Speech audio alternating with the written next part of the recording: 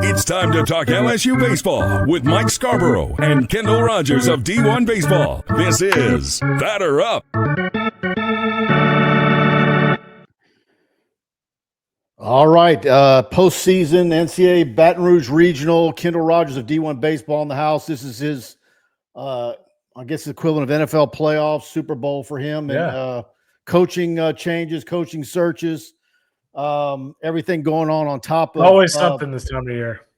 Yeah, what's going on? You know what though? I'll take all this movement happening right now. It's better than it happening while I'm flying home from Omaha. I'll put it that way. Well, what's going to happen at Mississippi State? It's O'Connell from Virginia. Right now, it looks like O'Connor is very close. It's not a done deal, and as we all know, there's some the hiccups that can happen last second. Certainly trending that direction, though. I think at this point, I'd be very surprised if he turns back and goes to UVA. But that would be a good pickup for them. He's done a really nice job. Obviously, Virginia. He's won a national championship. He's gotten Omaha multiple times. That was a program that if you look back and, the facility that, Virginia used to play in, it was a joke. And he's developed that whole setup into something that's a premier place for college baseball. And so, that'd be a great hire for Mississippi State. And your dog would agree with me. He's a big O'Connor fan, apparently. Well, that's what happens when the lady comes home and the garage door goes up. So you hear that right now. And, the dog's ready for the postseason too, man. Yeah, no, he's ready to get fed. It's dinner time at 4:00. Yeah, so looking at this LSU bracket, and where everybody tends to think that LSU might have had the easiest regional in the country. Or is it what it is, or is it less? Yeah, I think it is. I don't think anything this time of year is easy. I do think when you look at regionals across the country, I do like the fact that they have kind of a weaker 3 seed. Although URI, Rafael Serrano does a really nice job there. They actually have a pretty decent RPI for a team from the A10.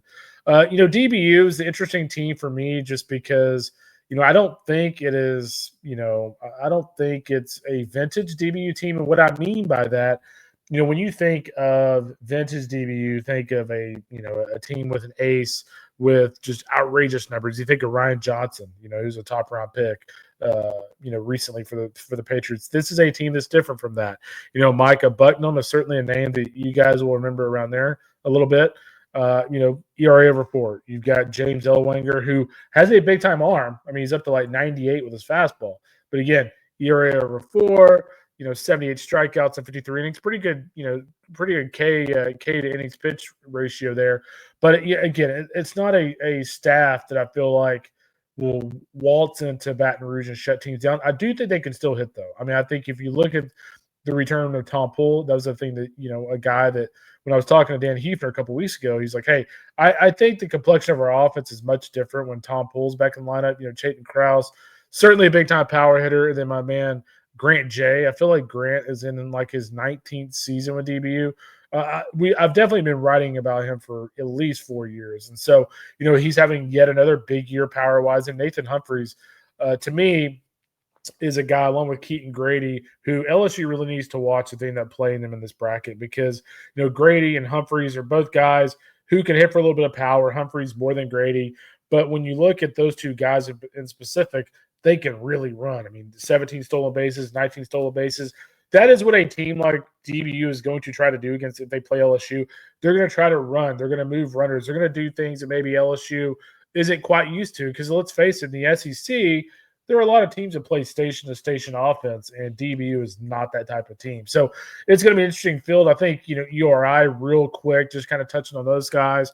Again, another team with power. You look at Anthony DePino with 19 jacks, Eric Ginther, 10 jacks, Jack Hopko, 15, DJ Perrin, 15. So again, it's A10 competition, but these guys can really hit. Especially from a power standpoint. We'll see if it translates to the box. And frankly, we'll see, I haven't looked at the forecast, but we'll see if it's going to be raining. I feel like Alex Box is interesting because I feel like when it's not raining, it's not quite so humid. It can play a little offensive friendly, but I feel like once there's rain that blows through, or if it's a late night game, which we know you love, it does shift a little bit. Like it's not easy to get a ball out of there. And so it'll be interesting to see how URI makes that transition. And then go ahead, Mike. I was out there basketball.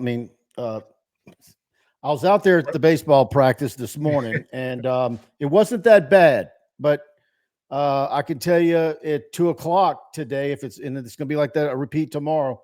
It's nice and humid. So, but I don't know what kind of breeze it might have. But I know Jay, getting it in. But it's not like they're facing a northern team that has to deal with the heat and humidity tomorrow. No doubt. There's no question. I don't know if, Chris Curry from Little Rock announced a starting pitcher. Did he announce Jack Klein as a starting pitcher? I'm not sure. I left before they had their okay. Avail. Well, if it's Klein, that will be an interesting look for LSU because he's a guy that is not a SEC type of arm. And I don't mean that disrespectfully. I just mean by, in terms of sheer stuff, he's not going to miss a ton of bats, 61 strikeouts and 80 innings. But, it is going to be a little unorthodox. And, unlike these other three teams, Little Rock doesn't have a ton of power. I mean, right now their leading power hitter in Ty Rhodes has 8 home runs. The next guy has 7. The next guy has 6. So it's not a team that's going to run into several home runs in a game. And so, I don't like their chances against LSU or anyone else in this field. But these other three teams, or URI, DBU, they can certainly hit. Let me ask you something. When you see LSU get that 6th seed, and of course, y'all had them number 1 for weeks. I would think, what did they finish? Their 3rd in this week's poll. Am I right? But when you look at their, was it the Auburn series that killed them, or is it some of the non-conference matchups that maybe some of those teams didn't fare very well that drug them down a little bit when you start talking about RPI and all that stuff? Yeah, it's a great question. I think it boils down to, if you have Auburn, who's ahead of LSU in RPI, you have Auburn, who swept LSU during the regular season. I think the committee just looked at that, at least in Auburn's case, and just moved them ahead of them. I think the other thing for Auburn, too, is just with the RPI where it is, it's very justifiable. They passed the eyeball test. And so, again, it's kind of funny, like some LSU fans, like in my Twitter mentions, when we had them a 6th seed or had them I think it was like what we have them like a 5 seed and a 6 seed in our final projection before the field was announced. People were like, there's no way in heck that we're going to be a 6 seed. I'm like, I could see it. If you're going strictly through RPI, it made a lot of sense. So, I am actually one of those people, like, I don't really care if I'm the 1 or the 8. I just want to be a top 8. Yeah. Well, no, I don't think anybody was complaining about it. After it came out. I'm just wondering when. And look, I know. That's my. He looks at it backwards and forwards. Yeah. Is he looking at next year thinking I got to schedule a little bit better non-conference? Because Vanderbilt wasn't on the schedule, Georgia wasn't on the schedule. So, yeah, you didn't face those teams. There's no doubt, and you could probably LSU played IPFW to start the season. Could probably avoid playing those guys, although you don't have to worry about playing them anymore because they just dropped their program. So, well, they've typically had stuff like that. I don't know where you would have Air Force, but I'm thinking back to some of the previous freezing better than IPFW. Yeah. So when you look at this regional and you look at how the super regional and who LSU's paired with the Clemson regional, who is the biggest impediment for LSU getting Omaha? Is it Clemson? Yeah, probably Clemson. I do think Clemson can really hit. Jaron Purify's an electrifying player. Obviously, Ken Canarello, we've talked about him plenty of times. Jacob Jarrell behind the plate's a nice piece. Clemson will typically play really good defense. And Clemson, for me, has similar issues to some degree to LSU. I feel like there's some nice pieces in the back in their bullpen with Lucas Malstead leading the way, one of the top closers in college baseball. But I do feel like, especially as you get to the number 3 spot in their weekend rotation, they can be had a little bit. I actually think LSU's in a better position than they are in that spot. But, that is a spot for them that's a little bit troublesome. So I would actually really like LSU's matchup with them. I do think the team in that region that just, if I'm Clemson, it kind of scares me a little bit. And, LSU fans might be surprised I'm saying this, but that's Kentucky. And the reason why I say Kentucky is because they will do things a little differently. They will try to steal a home, for absolutely no reason at all. They will, try to steal second in a situation where you have no business trying to steal second. They just do things very unorthodox. And if you're a team like that, like Clemson at home, and you're not used to playing a club like that, it can be really different. And honestly, it can be and then that would end up being a rematch of the Super 2 years ago. Correct. And so I think Kentucky actually is a team for me in that regional that I could see being a threat. Again, I think Clemson is the big favorite, but if Kentucky got out of it, would I be like, wow, that's the most insane thing ever? Absolutely not, because they are very unique in the way they approach things. All right. When you look at those regionals and you bring up Kentucky in that regional, you got Mississippi State and Tallahassee, you got Florida at Coastal Carolina. Which of those three SEC teams pulls it out and wins a regional? Which one's more likely? I bet you go Gators. Yeah, outside of Baton Rouge, I go Gators for sure.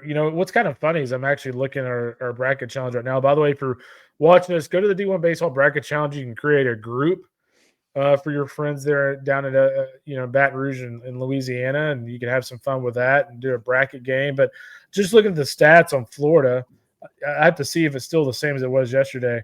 Yeah, so in the Coastal Carolina or the Conway Regional, out of 14,000 bracket submissions, 67% are taking Florida. And so, Kevin O'Sullivan, really good coach, but I think he's done one of his best jobs this year. I mean, you don't have Kate Curlin, you don't have Luke Hyman going into the weekend. If you look at their pitching staff, Pierce Coppola is finally back. Aiden King's been awesome as a freshman, and Liam Peterson's taking a big step forward. So, Florida right now has one of the best weekend rotations in college baseball. And I just, Coastal Carolina they're a really good team. They can really pitch. Jacob Morrison's a name to watch there for the Chanticleers. But, they have not played a team anywhere close to Florida on the weekend this year. And we'll see if that, is a cause for concern for Kevin Schnall's club in his first season.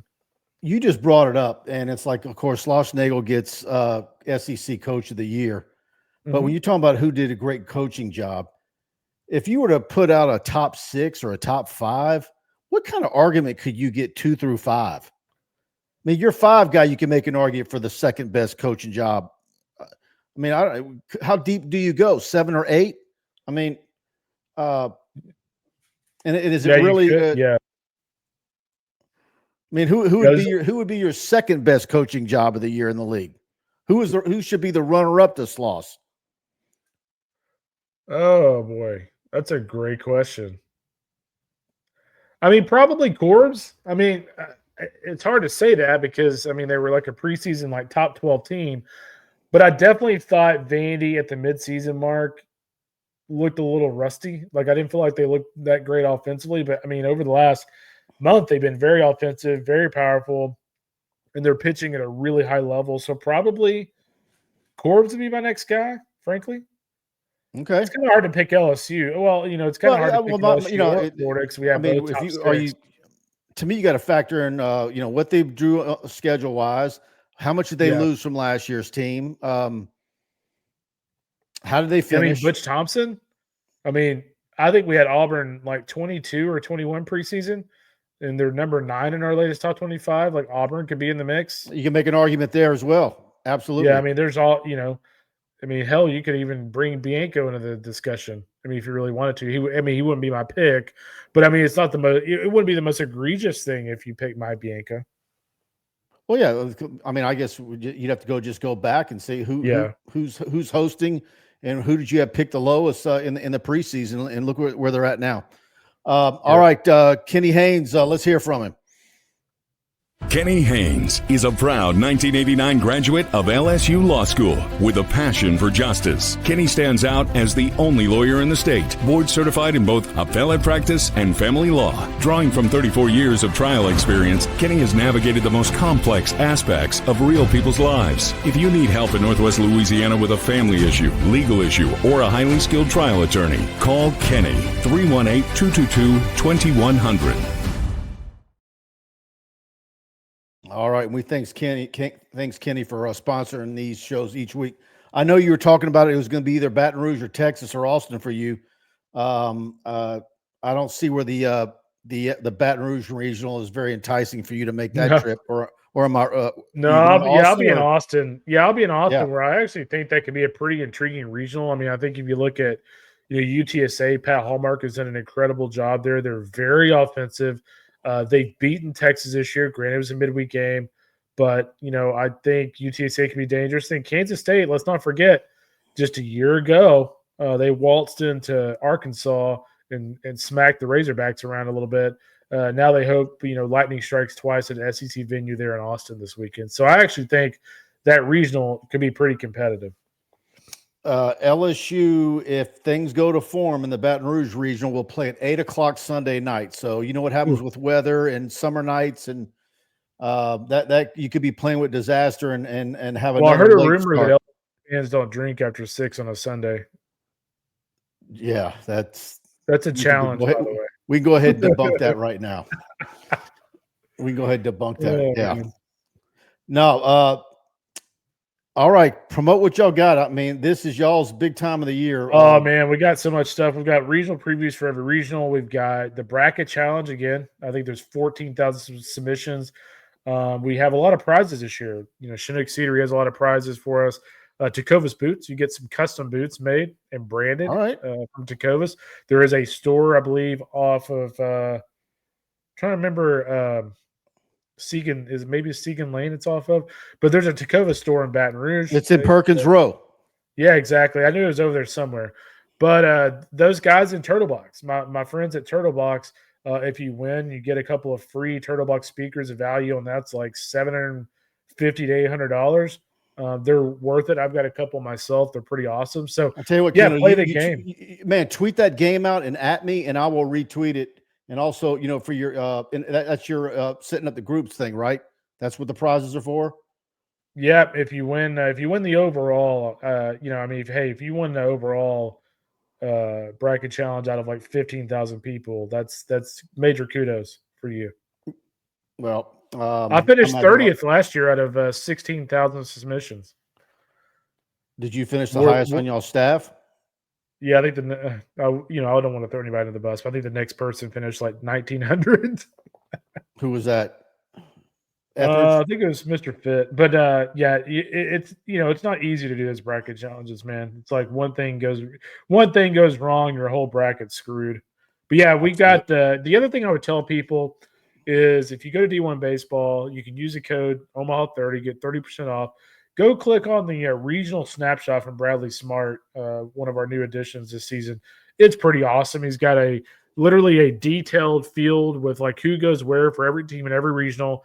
It's stats for every team. It's advanced stats for every team, all in one spot. It is pretty awesome. He did a great job with it. I tell you what, I've already kind of sent out a text to a couple of media people that I know will go to Omaha. One of them is the boss, and then he won't be going. But I'm wanting to get a kind of a guarantee, or almost like get them to sign a sheet saying that they will agree not to cover the Jello shots if LSU gets to Omaha. That's your boy Jacques. I mean, are you obligated to cover that at D1 Baseball? Do you get that board when you're in Omaha for a couple of weeks? Yeah, I'm sure Jack DeLongchamp's with us. He does a lot of social media content. I'm sure he will do some of that, but like, no offense, but I'm not writing about a Jello shot competition. I'll leave that to the social media content people. Yeah, there you go. All right, I'm having some fun with my fellow media people here, but we're not looking when you're there for that many days and you've got to send stuff in, you can book it. That's getting covered. What I want to know is how many Jello shots Jacques has actually consumed. Oh, none. Of course, he's a professional. Why would he? Yes, and getting up in age and can't handle the recovery from it. There you go. All right, Kendall. All right, brother. Man, good stuff as always. Thank you. Sir. Bye.